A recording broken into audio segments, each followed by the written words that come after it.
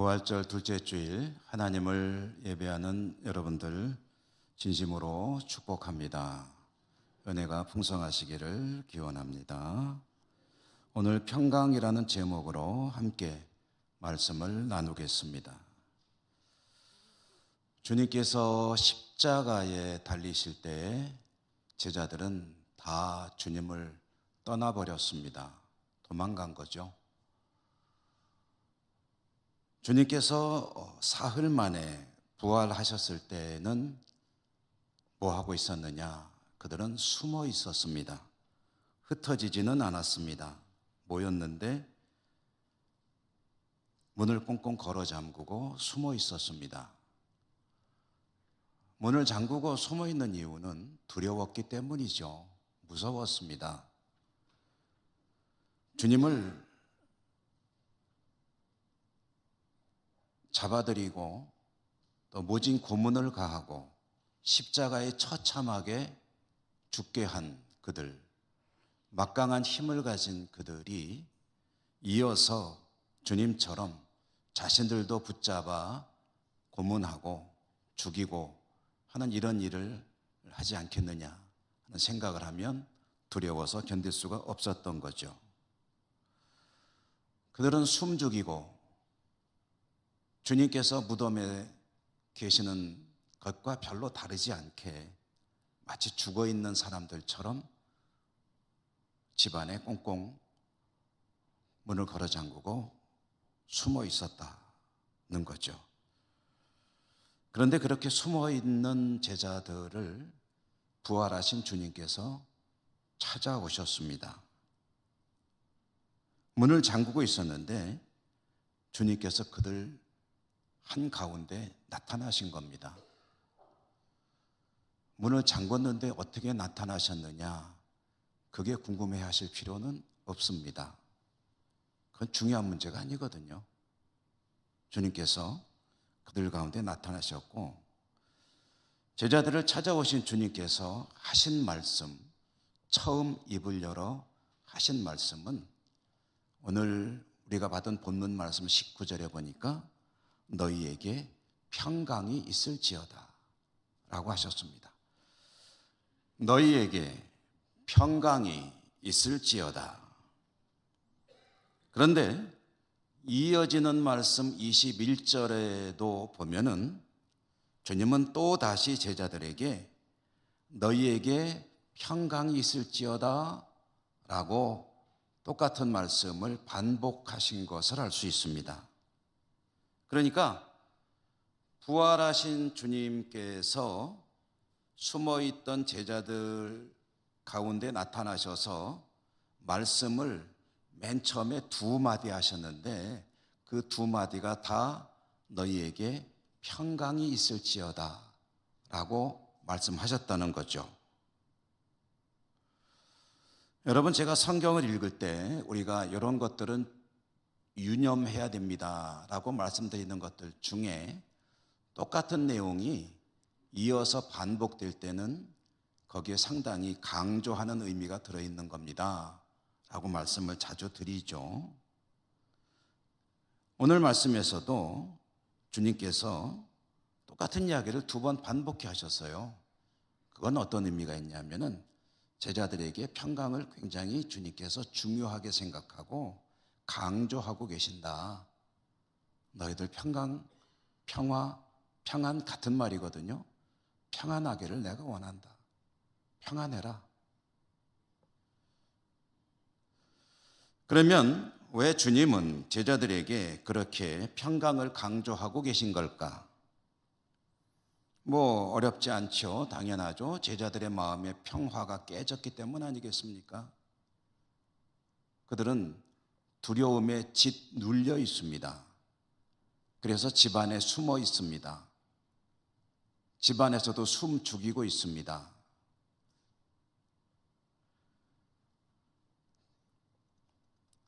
두려웠기 때문이었습니다. 주님을 잡아 죽인 사람들이 두렵고 주님의 그 처참한 죽음이 두려웠습니다.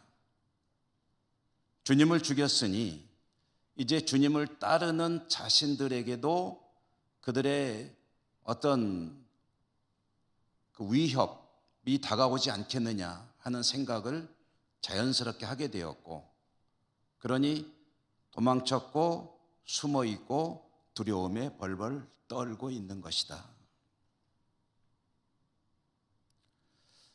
자, 여러분, 이렇게 두려워 떨고 있는 제자들, 그들은 어떻게든 이 두려움을 극복해야 합니다. 그렇지 않습니까? 이 두려워 떠는 삶을 계속해서 살 수는 없잖아요. 사람이 어떻게 무서움에 짓눌려가면서 마음속에 두려움을 가득 안고 계속 살아갈 수가 있겠습니까?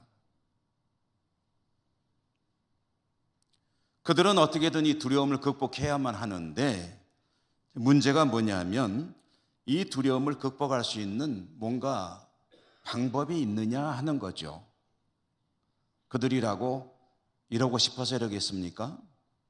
상황이 이렇기 때문에 어쩔 수 없는데, 그러면 어떻게 이 두려움을 극복할 수 있겠느냐? 여러분 어떨까요? 그들은 어떻게 해야 이 두려움을 극복할 수 있죠?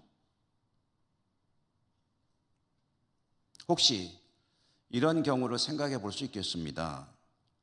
주님을 죽게 한 대제사장 무리가 나사렛 예수와 그를 따르는 무리들이 너무나도 신경이 쓰여서 어떻게든 저 무리를 제거해야 되겠다라고 생각을 했는데, 이제 그 지도자인 나사렛 선지자 예수를 자기들이 원하는 대로 십자가에 못 박아 죽였으니 이제 그를 따르던 무리들은 그냥 놔두자. 뭐 알고 따랐겠느냐. 백성들은 그냥 놔두자. 그리고 이렇게 공고를 하는 겁니다. 나사렛 선지자 예수를 따르던 무리들을 엄벌에 처하는 것이 마땅하겠으나 자비를 베풀어서 용서할 테니 이제는 각자 자기 생업의 현장으로 돌아가서 자기 일에 충실하게 살고 다시는 정부에 반항하거나 저항하는 일이 없도록 하여라. 대제사장 도장꽝 찍어가지고 방을 붙였다, 공고를 했다라고 한다면 일종의 대사면령을 내리는 거죠. 만약에 그렇게 된다면 제자들도 두려움을 떨쳐버리고 자기가 원래 살던 곳으로 돌아가서 살 수 있겠죠. 고기 잡던 사람은 계속 고기 잡으며 살 것이고, 농사 짓던 사람은 농사 지으며 살 것이고, 직장 다니던 사람들은 복직이 되면 다시 직장에 다니면 될 것이고, 자기가 하던 대로 살면 될 것입니다.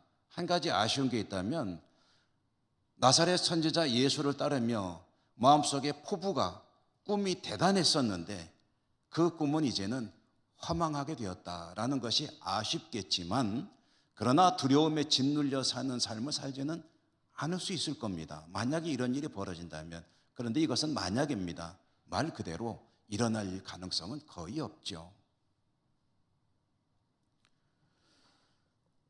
그렇다면 혹시 이 제자들이 이 두려움을 극복할 수 있는 또 다른 뭔가 길이 있을까?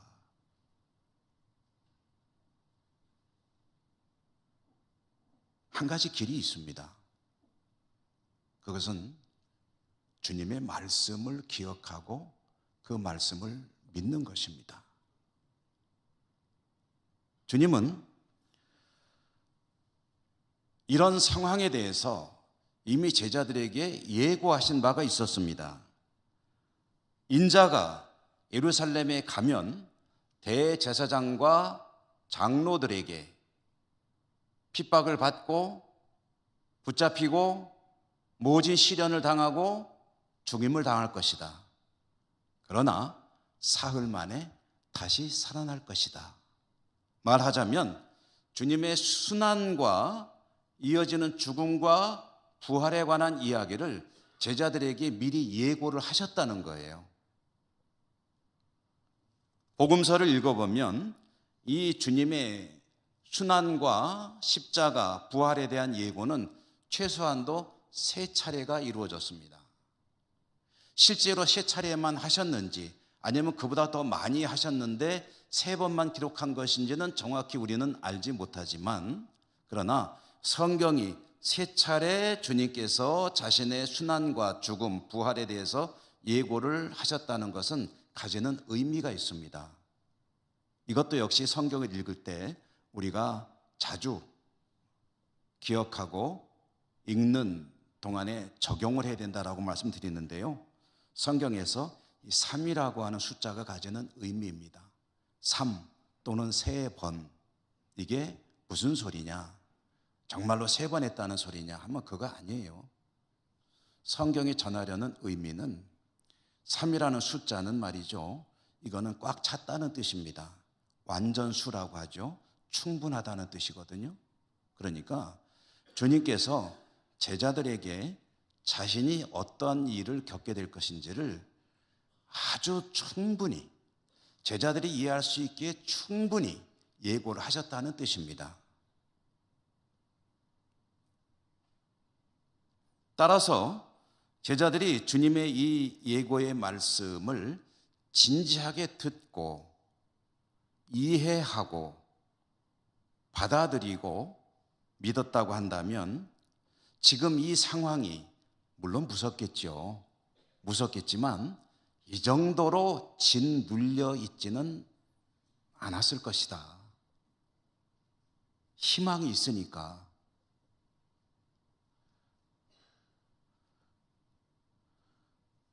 그러나 성경이 전해주는 바와 같이 제자들은 주님의 말씀을 자신들이 듣기를 원하는 이야기가 아니면 흘러 들었던 것을 우리가 알고 있죠. 제자들은 이 말씀을 이상하네 라고 하면서 진지하게 듣지 않았습니다. 그 말씀의 뜻을 새겨보려고 노력하지도 않았습니다. 그저 듣고 그랬나? 라고 지나쳐버리고 마음속에 담아두지도 않았습니다. 혹시 알아들었다고 해도 그들은 이 말씀을 따르고 싶지 않았을 것입니다. 자신들이 원하는 방향이 아니거든요. 이렇게 주님께서 충분히 예고하셨던 일이 벌어지고 있는데도 불구하고 그들이 두려워 떨고 있는 것은, 숨죽이고 마치 죽은 자와 다를 바 없이 있는 그 양상은, 그 이유는 주님의 말씀을 새겨 듣지 않았기 때문입니다. 그러므로 두려워하고 있습니다. 희망이 없습니다. 절망입니다. 죽음 가운데 있는 거나 다를 바가 없는 거죠. 그런 제자들을 찾아오신 주님께서 제자들에게 너희에게 평강이 있기를 원하노라 라고 말씀하시는 것은 어쩌면 너무나도 당연한 이야기가 아닐까. 너희들 마음속에 평화가 깨졌구나. 너희들 마음속에 평안이 없구나. 왜 이렇게 두려워하고 있느냐? 제자들의 두려움의 내용은 무엇이었습니까? 좀 전에 말씀드렸지만 죽음에 대한 공포였죠. 죽는다는 것에 대한 두려움, 그리고 그들을 원하기만 한다면 군대를 동원해서 죽음으로 몰고 갈 수 있는 그 막강한 힘을 가진 사람들, 그 사람들이 두려웠죠. 어쩌면 죽음 그 자체보다 그 사람들이 더 무서웠을 것입니다. 사람이 무섭죠. TV를 보다가 보았던 장면 중에 기억나는 게 있습니다. 각 분야에서 일하는 사람들을 초청해가지고 진행자가 대담을 하는 그런 프로그램인데, 한번 이렇게 보는데 법의학자를 초청을 한 거예요. 법의학자는 국립과학수사연구소라고 하는, 보통 국과수라고 부르죠. 거기에서 죽은 사람들의 시신을 부검해서 또는 뭔가 연구를 해가지고 그 사람의 신분을 밝혀내거나 또는 이 사람이 어떤 상황에서 어떻게 죽었는지를 밝혀내는 그런 일을 하는 분들이죠. 법의학자.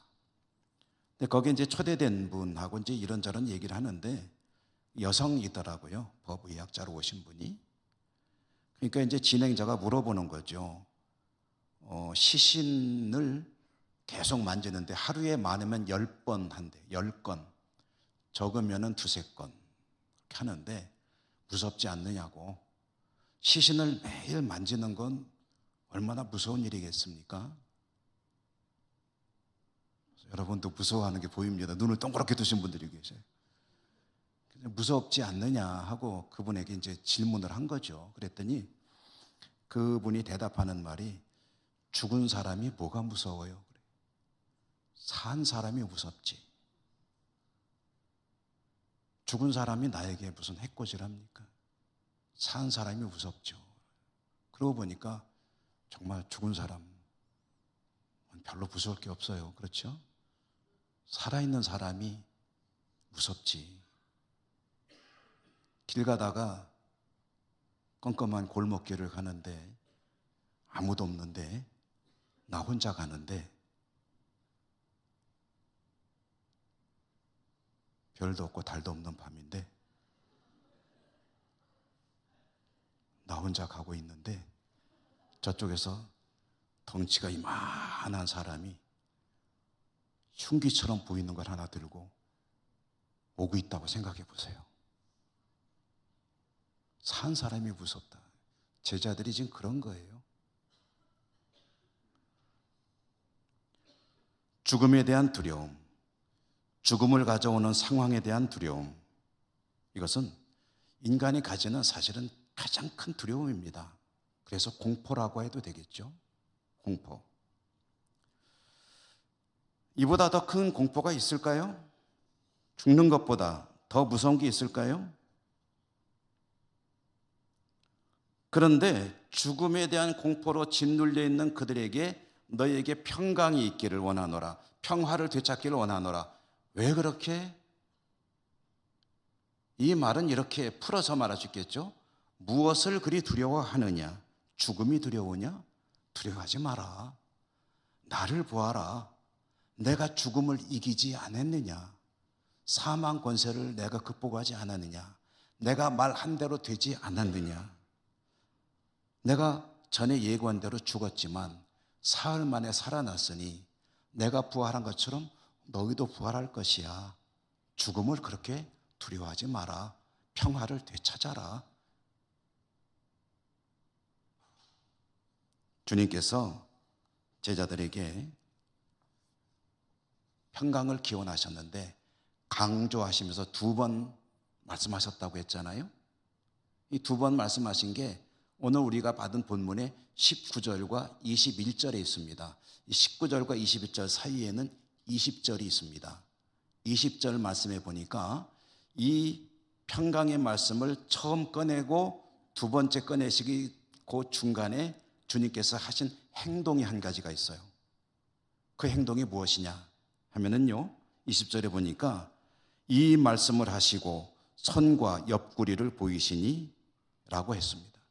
손과 옆구리를 보이셨다는 거예요. 손과 옆구리를 보이시는 주님의 행동이 가지는 의미가 무엇이겠습니까? 왜 그러셨을까요?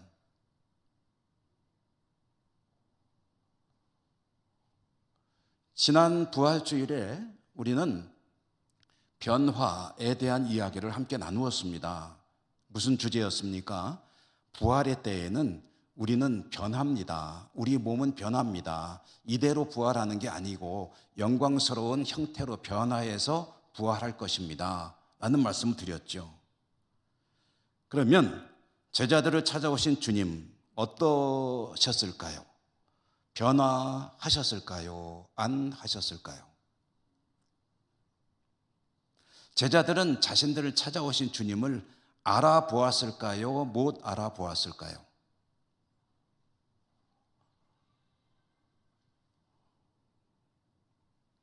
알아보았을까요? 못 알아보았을까요? 그렇게 확률이 떨어지는 질문이 아니고 50%는 아무나 맞출 수 있습니다. 둘 중에 아무거나 하나 잡으면 됩니다. 알아보았을까요? 못 알아보았을까요? 못 알아봤어요. 왜요? 그들은 못 알아봤습니다. 여러분, 못 알아본 상황을 또 한 가지 얘기를 우리가 성경에서 찾아보면 주님이 부활하시고 제자들을 찾아오시기 전에 또 두 사람의 제자를 먼저 만난 일이 있습니다. 그게 누굽니까? 어디로 가던? 엠마오로 가던 두 제자. 주님이 엠마오로 가던 두 제자, 이 두 제자는 어떤 사람이냐면 12제자에 속하는 사람들은 아닙니다. 그렇지만 주님을 따르던 제자인 것은 맞습니다. 그러니까 주님과 상당히 친밀한 사이라고 해야 되겠죠. 이 두 사람이 길을 가는데 누가 나타났어요. 그래서 엠마오로 가는 그 길을 계속해서 동행합니다. 동행하는데 이 두 제자가 주님을 알아봤습니까? 못 알아봤습니까? 한동안에 계속해서 못 알아보다가 주님께서 떡을 떼어주시고 잔을 주시고 할 때 그때 비로소 알아봅니다.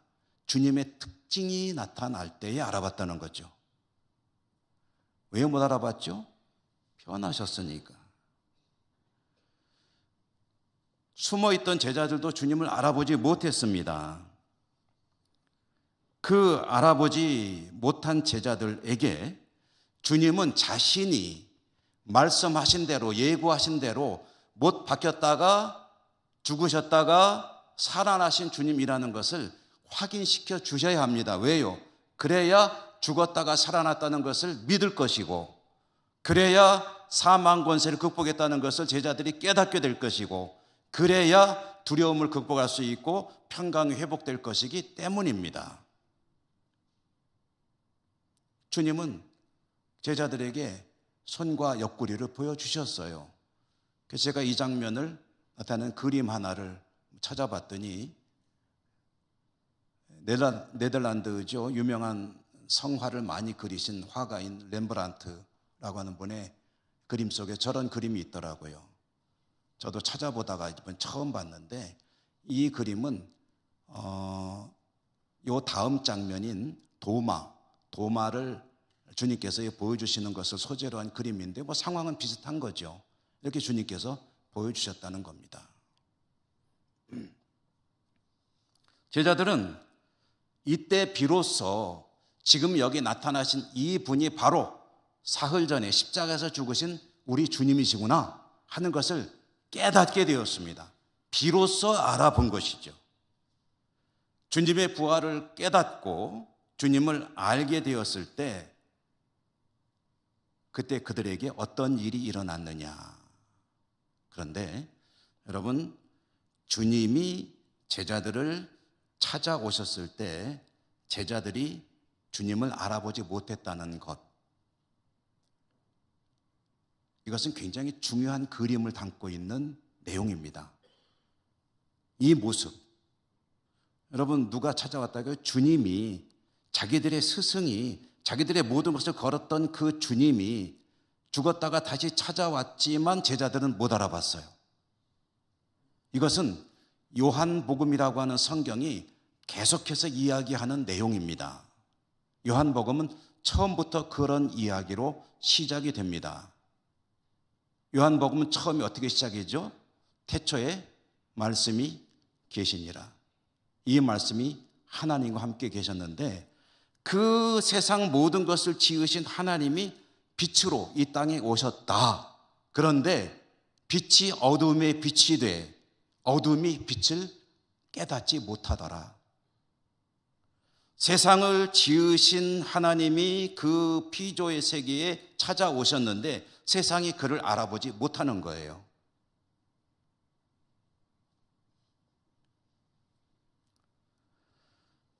이 땅에 오신 하나님을 알아보지 못할 뿐 아니라 만약에 말이죠, 이 땅에 오신 하나님을 알아보고 그를 받아들이는 이가 있다고 한다면 그에게는 어떤 일이 벌어지느냐?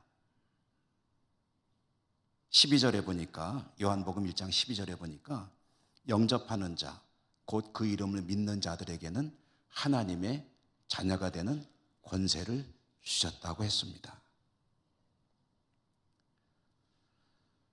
세상은 이 땅에 오신 하나님, 하나님의 아들, 그분을 알아보지 못했습니다.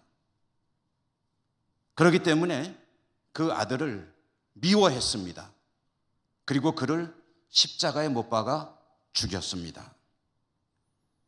이유는 그가 하나님인 것을 알지 못했기 때문입니다. 제자들도 하나님을, 주님을 알아보지 못했습니다. 그런데 이제 알게 됐습니다. 손과 옆구리를 보고 그가 바로 자신들의 주님이라는 것을 깨닫게 된 거죠. 그렇게 알게 되었을 때 그들에게 일어난 일이 무엇인가? 오늘 성경 20절에 보니까 이 말씀을 하시고 손과 옆구리를 보이시니 제자들이 주를 보고 기뻐하더라. 아멘. 그들은 기뻐했습니다. 두려워서 죽은 자를 방불케 하는 숨 죽이고 숨도 크게 못 쉬고 그리고 벌벌 떨며 숨어있던, 문도 잠그고 숨어있던 제자들이 주님을 알아보게 되었을 때 그때 일어난 일이 무엇입니까? 두려움이 물러갔습니다. 두려움이 차지하고 있던 그 자리에는 기쁨이 찾아왔습니다. 두려움 대신 기쁨이 가득 찬 사람들로 그들은 변했다는 것이죠.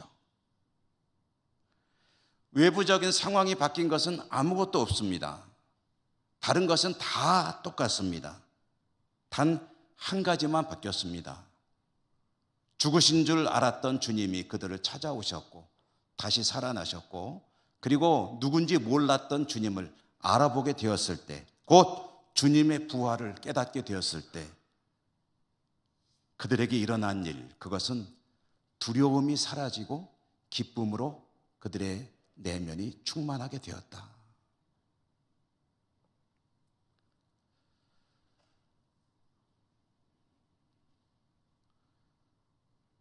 제자들의 기쁨은 주님께서 주시는 평강의 한 단면입니다.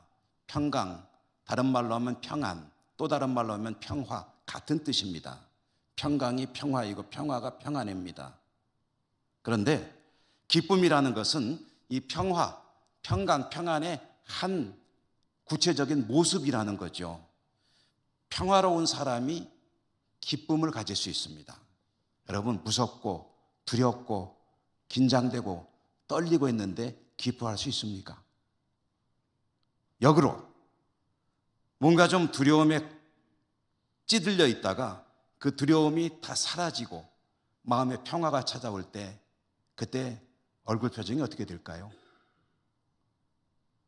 그런 의미에서 여러분들에게는 아직 평화가 안 찾아오신 것 같습니다.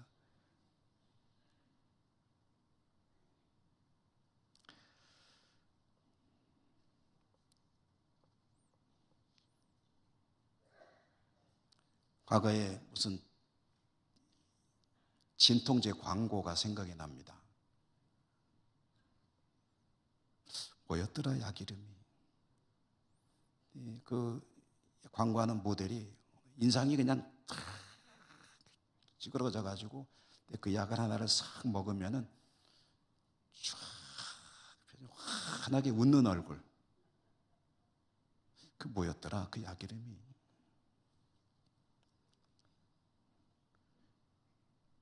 세 글자였었는데.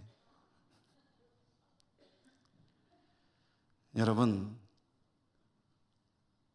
평화, 평강, 평안은 기쁨을 가져옵니다. 얼굴에 미소가 찾아오게 됩니다. 여러분 얼굴에 미소가 찾아오시기를 축복합니다. 평강은, 주님 주시는 평화는 모든 공포를 이겨낼 수 있는 능력의 원천입니다. 어떤 공포도 이겨낼 수 있는 힘입니다. 그 평강이 제자들에게 어떻게 주어졌는가? 어디에서 왔는가? 부활하신 주님을 만나고 주님을 확인할 수 있게 될 때에 제자들에게서 두려움은 떠나가고 주님께서 주신 평강이 찾아왔습니다. 중요한 것은 주님을 만나는 것입니다. 부활하신 주님을 만나면 이런 일이 벌어집니다. 우리에게도 벌어집니다. 부활하신 주님을 여러분이 확실하게 확인하고 만나시게 되면은 두려움은 사라지고 마음의 평강이 찾아오게 될 것입니다.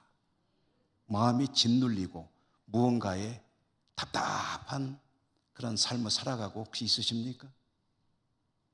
부활하신 주님을 만나십시오. 주님 주시는 평강이 찾아오고 기쁨의 삶이 될 것입니다. 자, 문제는 어떻게 주님을 만날 수 있느냐? 여러분, 어디 가야 주님을 만날 수 있을까요? 혹시 아시는 분 계세요? 어디 가면 주님을 만날 수 있죠? 정말 감사하게도 우리는 주님을 만나기 위해 어딘가로 갈 필요가 없습니다. 떠날 필요 없어요. 헤맬 필요가 없습니다.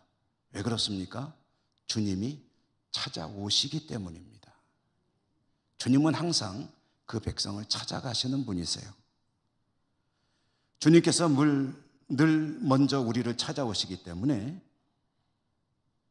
우리는 그분을 만나기 위해서 어딘가를 찾아 헤맬 필요가 없습니다. 좀 전에 인용했던 요한복음 1장 12절 말씀 한번 같이 읽어보시죠. 읽겠습니다. 영접하는 자, 곧 그 이름을 믿는 자들에게는 하나님의 자녀가 되는 권세를 주셨다. 영접하는 자, 저나 여러분이 영접하는 자입니다. 영접은 누가 하는 겁니까? 찾아가는 이가 하는 겁니까? 방문을 받은 이가 하는 겁니까? 방문을 받은 이는 영접하면 됩니다. 영접하는 것은 우리의 일이고 찾아가는 것은 하나님의 일입니다. 그러므로 영접만 잘하면 됩니다. 영접이 뭐죠? 받아들이는 거죠. 영접은 오늘 말씀으로 풀어보면 구체적으로 무엇이 영접입니까? 주님을 영접하는 게 뭡니까? 주님을 내 마음을 열고 받아들이는 건가요? 요한계시록 3장 20절에 보니까 내가 문 밖에서 문을 두드린다고 했는데 누구든지 문을 열면 내가 거기로 들어가서 그와 더불어 먹고 마시고 할 것이다 라고 하셨는데 문을 연다는 게 도대체 무엇인가요? 또 감사하게도 오늘 우리가 좀 전에 읽었던 1장 12절이 영접하는 게 뭔지를 즉석에서 밝혀주셨습니다. 영접하는 자, 곧 그 이름을 믿는 자. 영접하는 자가 누구라고요? 그 이름을 믿는 자. 영접하는 자는 그 이름을 믿는 자인데 이 사람에게는 하나님의 자녀가 되는 권세를 주신다고 한 겁니다. 믿는 자가 되는 거죠. 그러면 주님을 믿는다는 게 무엇입니까? 성경을 믿는 겁니다. 성경을 믿는 것이 주님을 믿는 것이고 그것이 영접하는 것이고 이와 같이 영접하는 자에게 하나님께서 주시는 평강이 찾아온다. 주님은 늘 우리를 찾아오십니다. 지금 이 자리에도 하나님의 영으로 우리를 찾아오신 줄 믿습니다. 마음을 열고 주님의 말씀을 그대로 받아들이면 그것이 주님을 영접하는 것입니다. 그리고 그 말씀을 그렇게 받아들일 때 우리의 마음에 무엇이 나타나느냐? 평화가 찾아오게 되고 그리고 그것은 우리 얼굴에는 기쁨으로 나타나게 될 것입니다. 여러분, 근심 걱정거리 많으시죠? 두려운 일도 많으시죠? 어떻게 평화를 찾으셔야 합니까? 어디 가면 평화를 찾을 수가 있습니까? 우리에게 궁극적인 평화는 오직 주님만이 주십니다. 주님을 영접하시고 말씀을 믿으시고 주님의 평강을 풍성하게 누리시는 여러분 모두가 되시기를 주님 이름으로 축원합니다. 은혜로우신 하나님 감사합니다. 오늘도 말씀을 주셨습니다. 하나님 말씀 붙들고 평화의 삶을 살기를 소망하고 다짐해 봅니다. 은혜 풍성케 하여 주옵소서. 예수님 이름으로 감사하고 기도드립니다.